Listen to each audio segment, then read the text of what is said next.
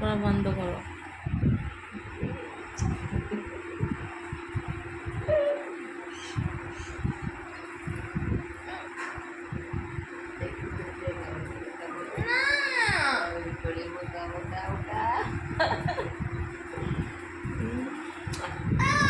এই দেখ ওই কচি বাচ্চা তাই করে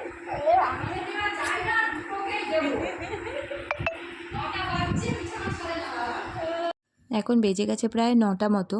তো মা ওহার থেকে সমানে ঘর ঝাড় দিচ্ছে আর সমানে চেল্লাচ্ছে, দুজনকেই গিয়ে দেবো, শুয়ে আছে এখনও। তো আমি আমার ঘুম হয়ে গেছিলো, মেয়েটাকে নিয়ে একটু জাস্ট মজা করছিলাম শুয়ে শুয়ে, ওর ঘুম থেকে ওকে তুলছিলাম। এদিকে একাদশী দেখো বন্ধুরা, এই বাজার দোকান করে আনা হয়েছিল সকালবেলা, আগে বাজার দোকান করে এনেছি, তারপরে এসে মেয়ের সঙ্গে মেয়েকে ওঠানোর জন্য ওসব করছিলাম। তো এই দেখো সব বাজার করে নিয়ে এসেছিলাম, দিয়ে মেয়েকে উঠিয়ে ঘুম থেকে তারপর নিজে স্নান করে নিলাম। স্নান করে এখন যাচ্ছি পুজো দিতে। একাদশীর দিন বিশেষ করে আমিই পুজো করি কৃষ্ণ ভগবানকে। তো এই দেখো বন্ধুরা, এই গাছটা নিয়ে এসেছিলাম, গাছটা দেখো কি সুন্দর আস্তে আস্তে পাতা গজাচ্ছে। এই গাছটার নাম নাকি ফুরুষ। তো যাই হোক, গাঁদা ফুল গাছটাতেও দেখছি ফুরি এসেছে ভালো। আর ওই গাছটা যেটা দেখালাম হলুদ ফুল, ওইটাও খুব সুন্দর দিনের বেলা ফুল ফোটে, আবার বিকেল হতে না হতেই একদম কমে যায়। তো এই দেখো আমি যেভাবে পুজো করি আমার কৃষ্ণ ভগবানকে, তো এই যে প্রথমে তোমাদেরকে বলেছিলাম না, এর আগের দিন আমি একটুখানি আদর করি আগে, তারপরে আমি পুজো শুরু করি। তো এই দেখো আমার ভগবানকে আজকে ভিডিও করছি বলে না, সত্যি বলছি বন্ধুরা, আমি প্রতিদিন যখনই আমার ভগবানকে পুজো করি, আগে আমি তাকে ধরে একটু ভালো করে প্রণাম করি, আমি জড়িয়ে ধরি একটু আমার বাবাকে, তারপরে আমি তাকে একটু আদর টাদর করে নিই, তারপরে আমি তাকে জামা কাপড় চেঞ্জ করিয়ে স্নান করাই, তারপর পুজো শুরু করি। তো আজকেও যে যথারীতি ভাবলাম আমি তোমাদের সঙ্গে শেয়ার করি, তাই তোমাদের সঙ্গে শেয়ার করলাম। দেখো এবার বাবাকে চন্দন মাখিয়ে জলশঙ্খ দিয়ে প্রথমে স্নান করিয়ে দিলাম, তারপরে আবার একটু ফ্রেশ জল দিয়ে ভালো করে স্নান করালাম। তো দেখো আমার পুজো দেওয়া হয়ে গেছে, বাবাকে আজকে একটু ফলমূল দিয়ে পুজো দিয়েছি, মা বাবা সবাইকে। তো দেখো কি সুন্দর লাগছে আসনটা দেখতে আমার, তো খুব ভালো লাগে। বৃহস্পতিবার তারপরে একাদশীর দিন একটু ফুল বেশি করে দিই আর খুব সুন্দর লাগে। আর ওই যে আমার মহামায়া মা, উনি এখন ধ্যানে বসেছেন, আমি ওই পুজোর জায়গাতেই বসে রয়েছি।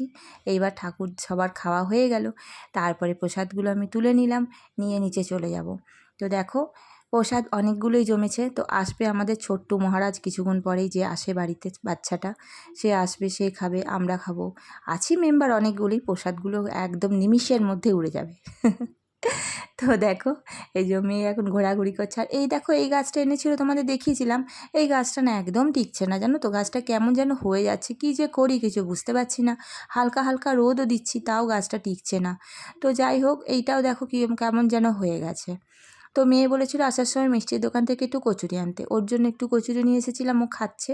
আর আমরা এই তো একাদশী সকালবেলা মাও করেছে আমিও করেছি, একটু ফলমূল দিয়ে সকালটা শুরু করলাম। আর এই দেখো বন্ধুরা মেশিনটা এত বাজে নোংরা হয়ে পড়ে রয়েছে, কত দিন হলো কাজ করি না, প্রায় 6 মাস হয়ে গেল মেশিনে কাজ করছি না, ঘর নিয়ে ব্যস্ত ছিলাম কত দিন ধরে।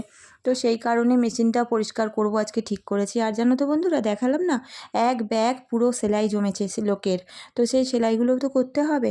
আর এই দেখো কত প্যাকেটে প্যাকেটে কত কিছু জমে মেশিনের উপরে, সেলাইয়ের জিনিসপত্র অগুছালো হয়ে পড়ে রয়েছে, তো সেগুলো আজকে ঠিক করেছি গোছাবো। আর জানো গোছাতে গিয়ে দেখছি একটা ব্যাগের মধ্যে বাহ কতগুলো খুচরো পয়সা পেয়ে গেছি, জানো তো দেখে তো কি আনন্দ হয়ে গেল। তারপর চিন্তা করে দিলাম ও কবে যেন আমি রেখেছিলাম আমার সেলাই করে কে পয়সা দিয়ে গেছিলো সেই পয়সাগুলো, তো পয়সা পেলে তো খুশি লাগেই।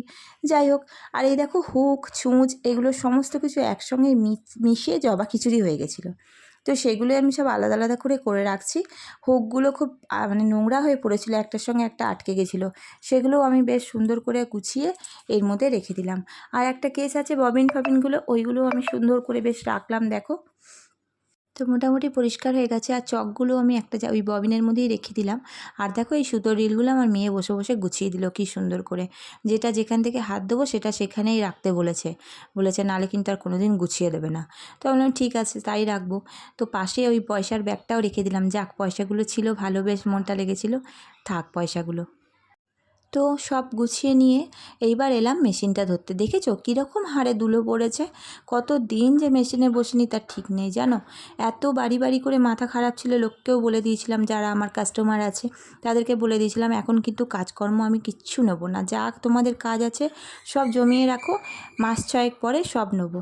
তো এরকমই জমতে জমতে অনেকগুলো কাজই জমে গেছে। তো সেই এখন এক ব্যাগ পুড়ে রেখে দিয়েছি, ওগুলো এখন আস্তে আস্তে করব। তো এই দেখো সমস্ত মেশিনের তেলটা আগে দিয়ে নিচ্ছি, ভালো করে ভিজিয়ে রাখছি যাতে সুন্দর স্মুথ হয়ে যায়। তো এবার আমি এই নিচেগুলোতেও একটু একটু করে দিয়ে দিলাম।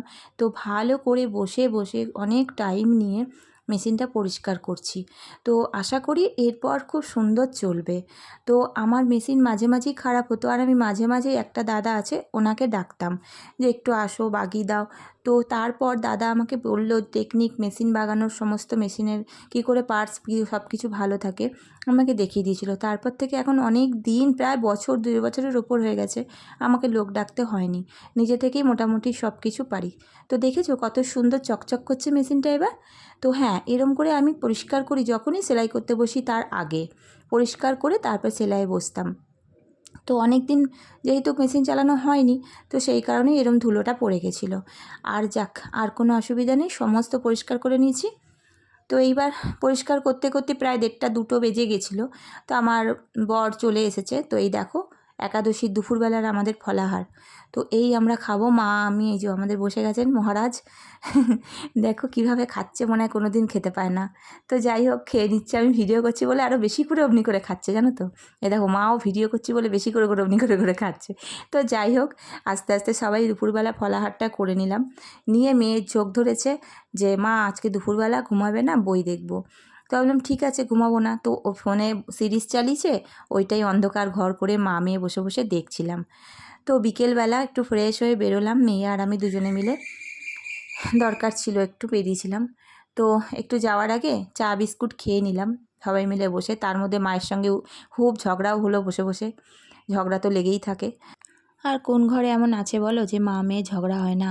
তো যখন জীবনে মারা না থাকবে তখন এটাও মনে হবে যে মায়ের সঙ্গে কত ঝগড়া করতাম, তখনও তো মনে হবে বলো। তো ঝগড়াটা এমনই জিনিস, মা মেয়ের মধ্যে হবেই, আর শাশুড়ি বউয়ে তো হয়ই, সেটা বাদ দাও। তো যাই হোক ঝগড়াঝাটি করছি একদিকে, চা খাচ্ছি একদিকে। তারপরে বেরিয়ে গেছিলাম, বেরিয়ে গিয়ে একটু ঘুরে ঘাড়ে এসেছি। এসে রাত তখন প্রায় বাজে 9টা। আমার বর তাড়াতাড়ি চলে এসেছে। এই দেখো দুধ, সাবু সমস্ত নিয়ে বসেছি মাখতে। এটাই আমরা রাতে আজকে 3 জন খাবো। মেয়ে বলল ভাত যখন আমার আছে ওর জন্য আলাদা করে ভাত করে দিয়েছিলাম, কারণ ও এসব খেয়ে থাকতে পারে না।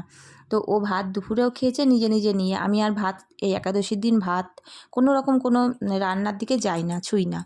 তো সেই কারণে ওই নিজে বেড়ে বুড়ে খেয়ে নিয়েছিল।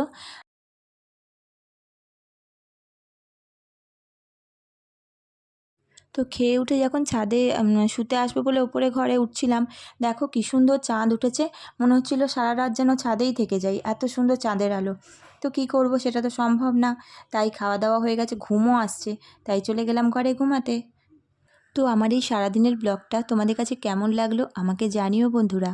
আমার পাশে থেকো, সাথে থেকো, ভালোবাসা দিও। আমার অনেক ভালোবাসা তোমাদের সবার জন্য। যারা আমার সাথে আছো, আমাকে দেখো, তাদেরকে অসংখ্য ধন্যবাদ। আজকের মতো আসছি বন্ধুরা, তোমরা সাবধানে থেকো, ভালো থেকো।